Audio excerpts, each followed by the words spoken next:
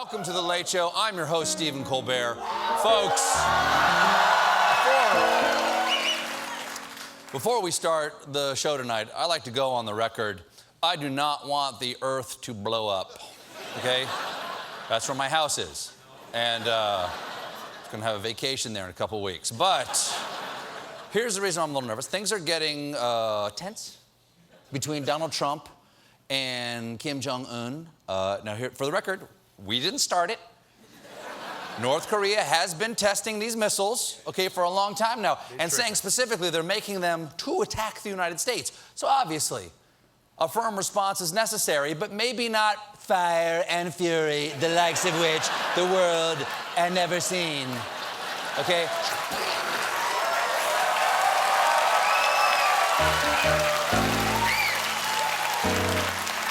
I get it. I totally get it. You know, I understand wanting to say that. But this is like a hostage situation, okay? You're in a hostage negotiation. You don't start with, go ahead, kill everybody. I'll kill them deader, then who wins? Okay? Body count. And a lot of people, not just me, a lot of people have questioned Donald Trump's threatening language. But there is one world leader, and this was refreshing. There was one world leader who stood by his side who actually thinks Donald Trump did not go far enough. And that would be Donald Trump, because this afternoon, down in Bedminster, New Jersey, yes, he addressed a nervous world from the steps of the Jersey White House. Well, I don't think they mean that, and I think it's the first time they've heard it like they heard it. And frankly, the people that were questioning that statement, was it too tough? Maybe it wasn't tough enough. If anything, maybe that statement wasn't tough enough. If anything, that statement may not be tough enough. What is tougher than fire and fury? Lava and rage? A paper cut and a lemon? Rizzoli and Isles, Creighton Barrel, Key and Peele? What? I'm not the only one wondering. What would be tougher than fire and fury? Well, you'll see. You'll see. We'll see? I know we'll see, but it might be the last thing we see. But of course, the president wasn't done. If North Korea does anything in terms of even thinking about attack of anybody that we love or we represent or our allies or us, they can be very, very nervous. I'll tell you what, and they should be very nervous, because things will happen to them like they never thought possible, okay? North Korea better get their act together, or they're going to be in trouble like few nations ever have been in trouble in this world, okay? Oh, my God. I think he just threatened to be their president.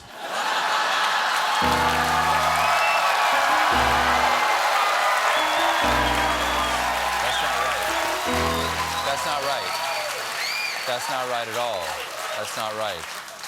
And Trump knows only one global superpower could fix this problem: China. China can do a lot more, yes. China can, and I think China will do a lot more. Look, we have trade with China. We lose hundreds of billions of dollars a year on trade with China.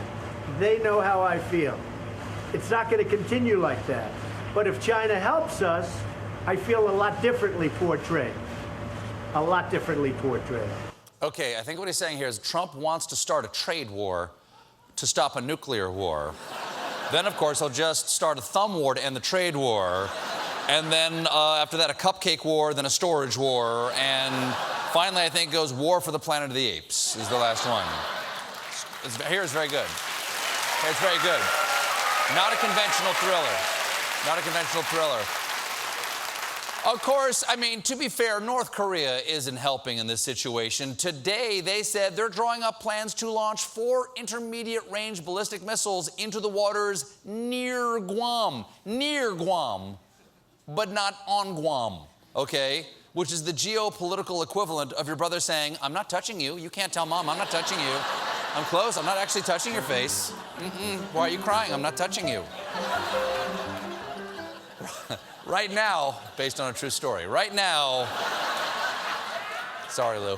Right now, it seems like the only ones who aren't scared by this aggression against Guam is Guam. Just listen to their gutsy governor. There is fear from some parts, but there's also general calm, understanding that this is not the first time. From the standpoint for the people of Guam, we're almost used to this. Yeah, they're almost used to threats of nuclear annihilation, which explains the motto on their flag, Guam, you don't have the guts. Speaking of which, the president addressed those threats this afternoon. Let's see what he does with Guam. No, let's not see what he does with Guam. Let's not. How about not? You can't just offer up a U.S. territory for target practice. It's full of people. Just because they can't vote for president doesn't mean they're not human beings. Then...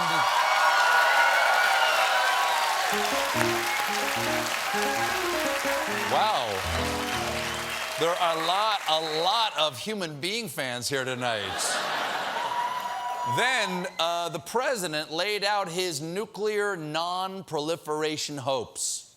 Nuclear to me, number one, I would like to de-nuke the world.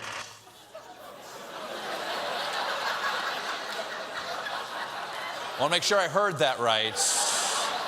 De-nuke? De-nuke? I've never heard that word.